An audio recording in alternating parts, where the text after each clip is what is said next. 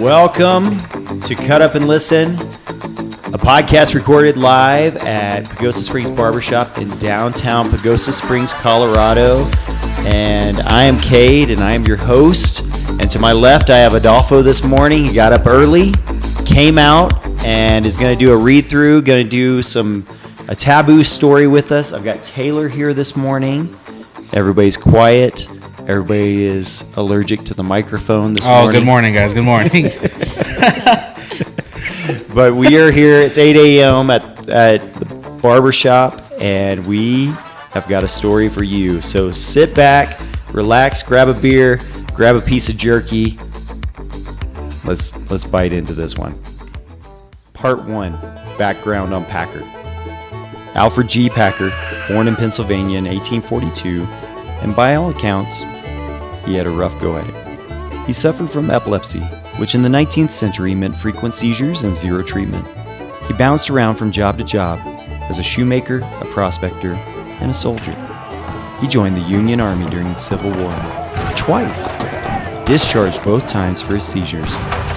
After the war, he drifted west like many men of his time, looking for fortune in the gold and silver rushes of Colorado and Utah. And wherever he went, trouble wasn't far behind. He talked big, and he claimed he knew the mountains. He even claimed he was a guide. Truth was, he had little to no real wilderness survival experience. His idea of navigation might have just been walking in a circle confidently. And that's what makes this next part so dangerous. Part 2, the expedition. In late 1873, a group of about 20 men left Bingham Canyon, Utah, headed for the gold fields near Breckenridge, Colorado. They were desperate. Winter was coming, but the gold rush fever was stronger than their common sense. When the group reached the Ute encampment at Chief Uray's camp, the Ute people warned them, "Do not go into the San Juans in winter. You will die."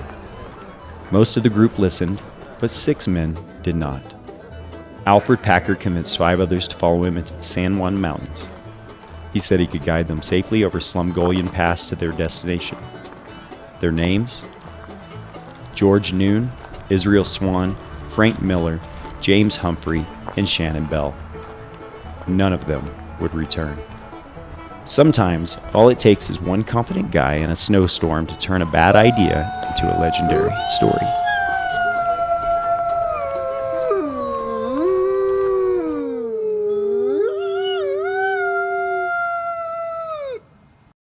Part 3, Disappearance.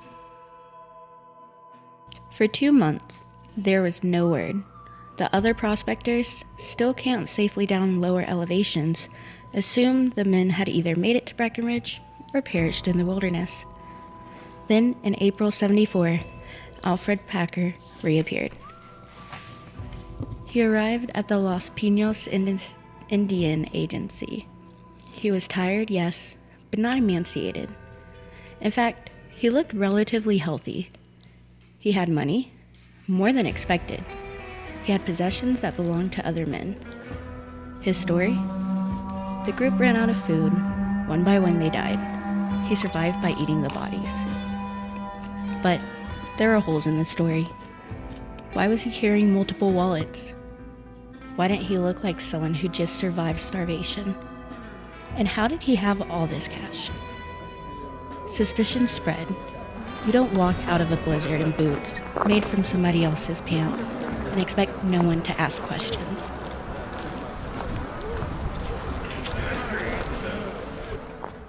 Part 4, the grisly discovery.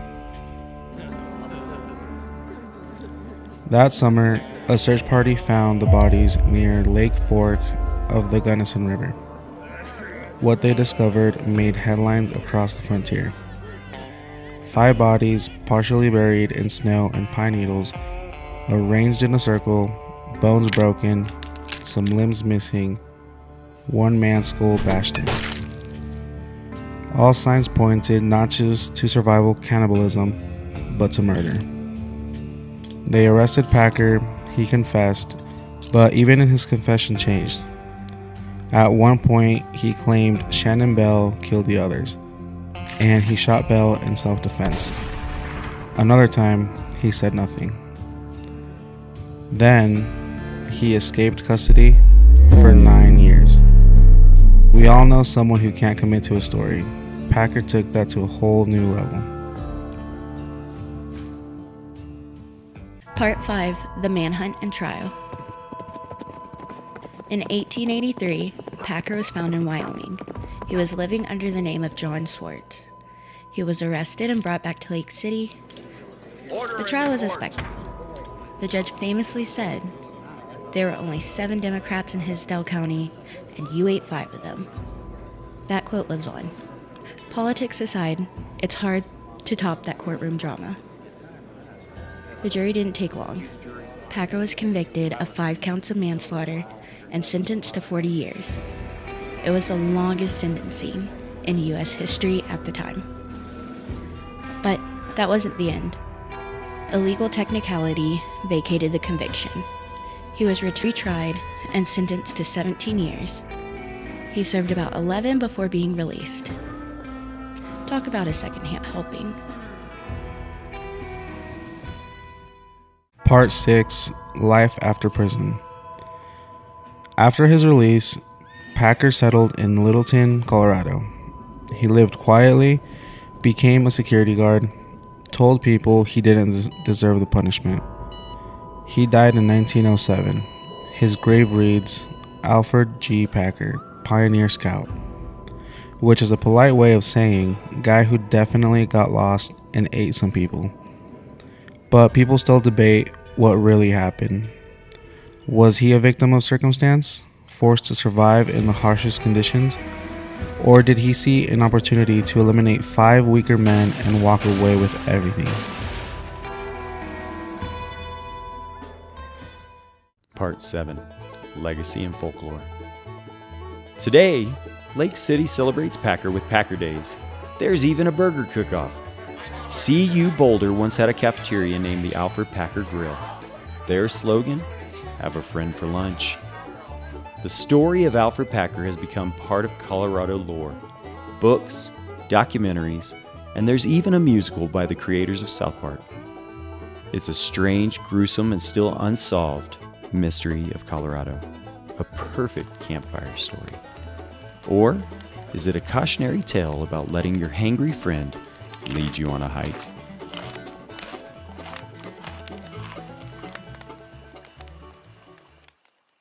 Well, let's open up the discussion then. Now we've all read through the story.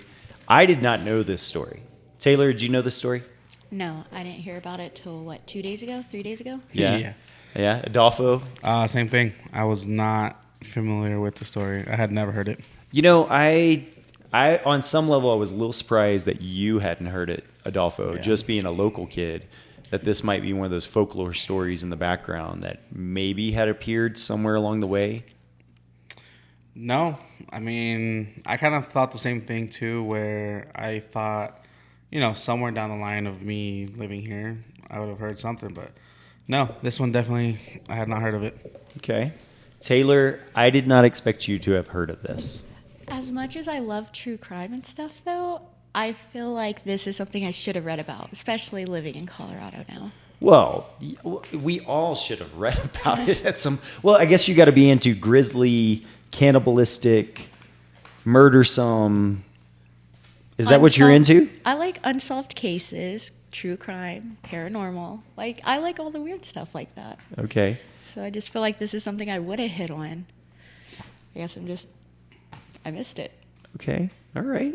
Adolfo, is this a story you would have sought out on your own? I think you've told me before that you're into... What kind of movies are you into? Horror? No. The complete opposite. I'm more into action, comedy. Yeah, no. But this isn't a story. No, other than this, I don't think I would have ever found it or, heard of it. Okay. Cannibalism. Taylor, go. What Like, what is cannibalism? No, we are all aware of what cannibalism I would hope is, so. just by so now. you know. Like, Cannibalism. no, I don't want to eat other people. Okay, question is, could you? Under the right circumstances? No. No? No. You'd starve. You would starve to death. I would, okay. Yeah, I would just tap out. Okay, all right. I don't know. Adolfo? I don't know. It's pretty easy to say, what Taylor said, tap out. But I don't know. If you were in that position, I feel like probably. Yeah? I mean, yeah. If it comes down to survival, yeah. Okay. You could power through? It would take a lot. But, I mean, again, we're thinking of the most, just survival. Like, it's either you do it or you're dead. Correct. So, yeah, and so Taylor is... No, you have She's more okay will. with writing what she needs on her tombstone. Like, just getting that in line. As long as I spell my name right. Okay. Do you have a problem with people not spelling Taylor correctly? No, I was reading like a fun fact on the case. Yeah. And something I read was that when he was getting his name tattooed, I believe, for the military, whatever it was, he spelled his name wrong, like Alefred. He added like an extra E. Yeah. So. Yeah. Made it more funny. Was the door unlocked again? I thought I saw that over there. It. No, I locked it. I made sure. I thought I'm not wearing my glasses, so I couldn't see all the way over there. But clearly this is an issue with us locking the door for the podcast. But you were saying he had a misspelled name tattoo.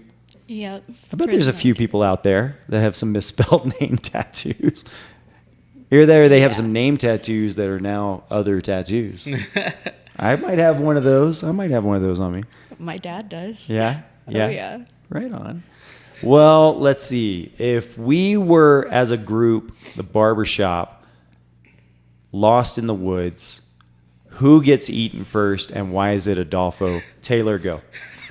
Why is it Adolfo? See, Adolfo, you can at least rest assured she wouldn't eat you. yeah, I was just about to say that. Yeah, like it actually. She already said she wouldn't, so Yeah. hey. Yeah, you don't have too much to worry about. Yeah, I You'll don't be got to look preserved. out for Taylor. Okay, I may not eat you, but you are the most annoying, so I would murder. No, I would sacrifice myself as tribute. What is it? Volunteer as A tribute. Wow, what a good person. I know, like especially on the Wow. especially on the microphone. I don't Yeah, want I to know. eat it. Like projected to the world out there, Yeah, like guys. perfect saint over here, Taylor. In my defense, though, I'll never be trapped in the woods with them. So that's Good. nice. That's a very valid point. Yeah. She shows up for 8 hours a day and is trapped in the room with us, so she is avoiding that. Right on. Adolfo, did you learn anything about this story that shocked you? What was the most shocking part of this story to you? I was going over the story, to find something that would stand out to me. But, well, if you're going to do this and there's a whole group that know that you and, what is it, 5 others? 4 others? Yeah, 5 others. You guys are going into something. The last thing you're going to do is bring out their own stuff back into the real world. Like I saw that even right now in the story, he came out with all of the wallets and all the clothes and some way attached to him. I'm like, in my head, I'm like, if you're going to do that, I mean, I would imagine you're going to try to hide it as best as possible. Sure. You're not going to make it obvious, obvious to the world out there that you're wearing some other people's, dead people's stuff. And especially being there was a whole group left behind. They saw what you look like. They saw what other people look like and their belongings. And he's just going to use it back in the real world. I mean, that's kind of crazy. Seems obvious. At least ditch the wallets. Keep the cash, ditch the wallets. Sure. I was listening to a detail that said he showed up with he spent $100 at a saloon one night. And that was like 140, 150 years ago. Like that seems like that's an obvious arrow pointing at you. That, hey man, I stole from these dudes and I ate them. Look at me, Well, adding on top of that, I also read that he bought a horse and what do you call it? The saddle and all that. Yeah. And back then that was, I can't remember the exact number, but that was a lot of money. Sure. And he came, he went into this pretty poor. I think penniless is what I saw or something, but. Sure. Yeah. Taylor, anything stand out to you? Any details that triggered your brain? Mostly like questions, I guess. Like, why did he go into this expecting to eat them all, take their stuff, and on the other side? Or did he have good intentions and just one thing after another happened and here he is eating people? Later? Sure. That's a good question. I mean, the way that it seemed like the winter was coming on them, the Native American people telling him not to go, advising him multiple times. I think there was just multiple instances along the way that said that things were going to had a high potential to go bad.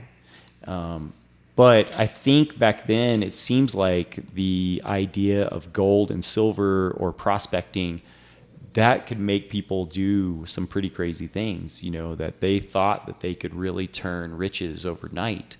And that could really lead people, into a obscure way of thinking, you know what I mean? Let's see. Trying to think what else we have about this. Was it more of a history lesson for you guys on this one about this story? I know as you said you read up on it. Taylor, did you do any reading on this on your own? I've been listening to a couple other videos on it too. Yeah. Out of curiosity. Yeah. It seems like each one, I will say probably the detail that jumped out to me was the fact that he clearly murdered, I guess the question is he guilty? Maybe that's the best one. Is he guilty, Taylor? Yes. Yes? Mm-hmm. Okay. Adolfo? Oh, 100%. Yeah? Oh, yeah. Yeah? What do you think? I think all indicators say yes. Yeah, everything in a modern court of law, I think they would say, yeah, that dude, he's busted. Probably what shocked me most, I think the reoccurring, it wasn't the cannibalism or anything like that. I've read stories prior. I don't know if you know about the soccer team that crashed in the Andes Mountains back years ago.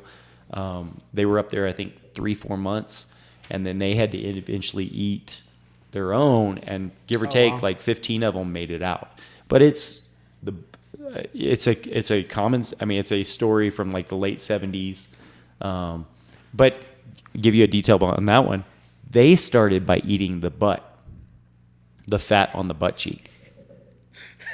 Okay, there's a reason why I said it. I knew I'd get a reaction out of both of you. But yeah, that's what they would do. And then I'll give you one more detail, and because it might tie to this story, because it's hard. They found in that story about the soccer team that there was more, that if they cooked the meat, it was not as good for them because they would lose the nutritional value in the meat. So they had to eat the meat raw, is how they did that. So in this story, it makes you wonder, did he eat the meat raw or did he cook up a little steak? What do you think, Taylor? Did he eat raw or did he cook? I would figured he would. It was probably raw, if I'm being honest. Yeah? I do. Because I was also reading up about, they said he completely filleted the torso area. Mm-hmm. And same thing, he started with the stomach. And I want to say I heard he was also eating cheeks as well. Yeah. But yeah, they said it was like just completely filleted, and I don't feel like he would take the time to cook. If he's just Gotcha. Okay, well, let's be honest. It clearly says all this was in the harshest time of winter. Sure. So how are you? Even if you want to cook it, I mean, he wouldn't survive in the winter. how a fire is not gonna, you know, you're not gonna get a fire going that easy in winter. Sure. You aren't. So he was raw dogging that stuff, just He raw dog. just that. down the gullet, man. Just down the gullet. Just going for it. Just. Okay, here's a question. What part of the body are you eating first, Cade? After my reading like that, I'd have to probably follow the butt, like the butt cheeks. Go with the fatty tissue. That way, if anybody finds me, it's not a part they can't bury them. It's not like I took their cheeks and like now. Oh, we can't bury this guy because he's got no cheeks. I don't know. I'm trying to be respectful here. He ate the other cheeks, Yeah, exactly. Adolfo, what part do you find yourself munching on first? Oh, I don't know. That's a tough one, isn't it? I'm not gonna throw myself in the fire. I'm like, yeah, dude, I'm gonna eat his cheeks real quick. Like, yeah. I'm gonna wait till the opportunity presents itself. Then I will make a judgment call. Yeah. Taylor, you asked the question. Now you got to answer it. What part of the body are you eating? Well, Taylor is always gonna play the card. What? And you can't say you're not gonna eat. No. Yeah, you got to choose one. To. No, that's fine. If it's a female, the cheeks. If it's a male, the tummy. The tummy? Mm-hmm. Okay. All right. I didn't. That was very. She very separated direct. it to gender. She separated gender. Do you want age group too, or? If it's a female, I'm eating the breast. If it's a male, I'm eating the dick. It's just maybe that's just my menu. That's just my menu. Okay. Oh, you mean Lost in the Woods? Oh. But to move forward past what part of the body, because I can see Taylor's dodging it. Adolfo is not going to answer it. Probably what I found most shocking out of the whole story, to tie it back to after that story about the soccer team, is that he killed. It seems like they had a pretty, cut and dry court case, and then they only sentenced him to 40 years. Which was the longest in U.S. history at that time, which shows you something about our judicial system and where it's came, where the priorities have been realigned. I mean, I think there are drug charges that go higher than that. I think you could definitely get in way more trouble for other things. But he killed. Well, let's say we all assumed that all the case said he killed. He ate them. And 40 years, then it got cut in half by a technicality because cannibalism cannot be, it was manslaughter, it got changed to manslaughter. And I think that was minimized down to 17 years, and then he only served 11. And so for 5 murders, and he ate them like a buffet, and he got 11 years. You could really hate somebody back then and really really act out on it. That was the craziest part to me. Because I feel like somebody would get more than that nowadays. You know what I mean? Oh, yeah. It seems like the sentence would be longer. I would hope so. Yeah. But something I also read for today's days, don't fact check me, but I'm under the impression that cannibalism in most states is not illegal, but murder, or how you obtain the body, is. And that's what makes the whole thing illegal. Correct. Which is creepy. Cool, okay. Creepy. I said correct, but I'm not going to lie. I don't know. I wouldn't know how to confirm that. I'm going to take... She is the female in the room. Mm-hmm. She's the man-eater. Yeah. So I assume that she is probably right. You assume right. Yeah. I don't know. A detail I looked up. I did not know that mass murder is the killing of 3 or more persons at one time. So I was looking up to see if this is defined as mass murder. And by the current definition, this would fall into something. But, legal jargon and legal mumbo jumbo has so many variations. Manslaughter, it's dead. Dead. It seemed like they got deaded, like that They're person unalive. Yeah, they are unalived, So were they all found in one spot? That I didn't pay attention to. Yeah, I thought they were all found because they were found in a circle right? around the In a campfire. Yeah. Pay Or attention. yeah. Yeah. Well, I also didn't pay attention to how old he was at the time. Yeah, I did. I thought he was in his late 20s. Late 20s. Was it through some other avenues that I was hearing. But I'm not gonna lie, I could go through and look at the timeline. I think it said he was born in 46. 68 somewhere, so there's something. Yeah, I think in his 20s to early 30s. But this has been a fun history lesson with us at Cut Up and Listen, the podcast from Pagosa Springs Barbershop. We are Pagosa Springs Barbershop. We are the barbers. We have Taylor, we have Adolfo, and we took time out of our morning because we wanted to pass this story along. We thought it was interesting. This morning we'll cut forward to see if we can get some live take in the barbershop, see if anybody knows this story, see if they've heard about it, what they know, and if there's any additional details to it. It's been a fun one to bring up. Like I said, it's felt more kind of like a history lesson a little bit to me. I don't know if Adolfo and Taylor have felt that way, but it's been a little bit different. I don't know Colorado's history. I didn't grow up here.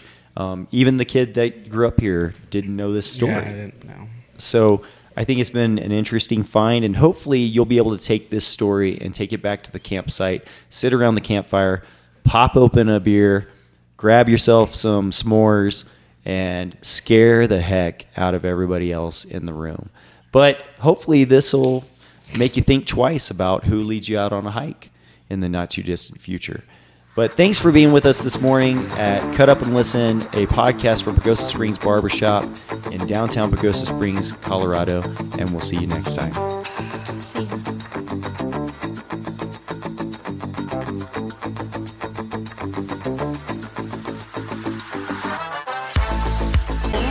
No, ma'am. We all no. came in early this That was a morning. very 'cause we had terrifying to, ride as well. But The barbershop started a whatever. podcast. Yeah. And so this morning was our history lesson about the Colorado cannibal, Alferd Packer. Do you know this story? I don't know if you've ever been Okay. to Sally Overlook. Really He was a guide that took a group of guys into the mountains and was advised not to, and he was a bad guy. I mean, consistently history kind of showed that. And he went out there and came out 60 days later and had eaten those guys. And It'd so probably be it's better the to only have case in something U.S. else. history, and it's out of Lake City, that a person was convicted of cannibalism in U.S. history. Since then, the legal jargon has evolved to manslaughter, and so there is no, I don't believe there is a cannibalism now. But like I said, that's what that was makes our sense history to lesson me. this week that we were chatting about. Yeah, so none of us had ever heard of it. So that's where it kind of opened the door. Yeah. But let's see, yesterday I mentioned it in the shop and there were 6 people and 2 people had heard of it out of 6 people in the room. See, that's No, what no, I've no. always So been it's- worried it's- about. I If think I it's were a to, local- ride a one of motorcycle or those anything, things, is the like- fact that they're so heavy. I don't know where else you That would if have it were heard to of fall that. on me, I just kind of like. Unless I you were can't in do law much. school or something. And I know they have smaller ones. Don't get me wrong. Yeah. It is, man.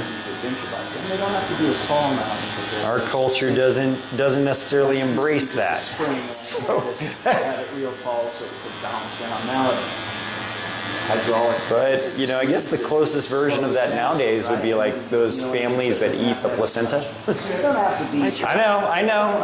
I'm going. I took it a notch. I on did. their tippy toes trying to. But that's about. I guess on some level, that's I get that. That's why you just gotta wear high heels. You gotta tell them. No. That's kind of